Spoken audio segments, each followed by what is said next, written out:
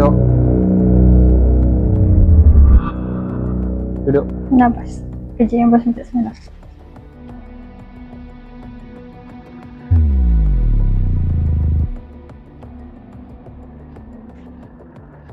Ni apa ni?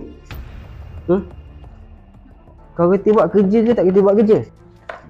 Kerja senang macam ni pun kau tak boleh nak buat. Dah. Kalau macam ni cara kau buat kerja, kau tak payah kerja sini. Tapi saya nak kerja mana lepas tu? Dah. Aku dah tak nak tengok muka kau. Kau pergi kemas semua barang-barang kau. Kau keluar dari sini. Tapi bos. Dah tak ada tapi. Ni hampir sekali dengan surat kerja kau. Dah. Keluar.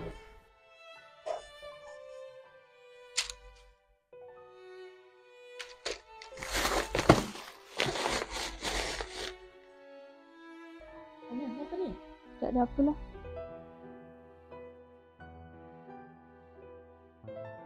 Aina, baliklah dulu. Selesaikan dulu apa yang patut. Mak nak cakap sikit ni. Ya, Mak. Mak teringin nak pergi umrah. Saya dengar semua perbualan awak Mak dengan dapat pergi ibu. umrah. Saya tahu penting InsyaAllah, impian Mak. itu bagi Kalau ada awak dan rezeki, keluarga. Aina akan bawa Mak Aina, ke sana. terimalah sedikit hadiah daripada saya. Tiket penerbangan dan pakej umrah daripada Husnul Khatimah Travel. Lepas selesai umrah, baliklah ke tempat kerja. Pintu syarikat kami sentiasa terbuka untuk awak.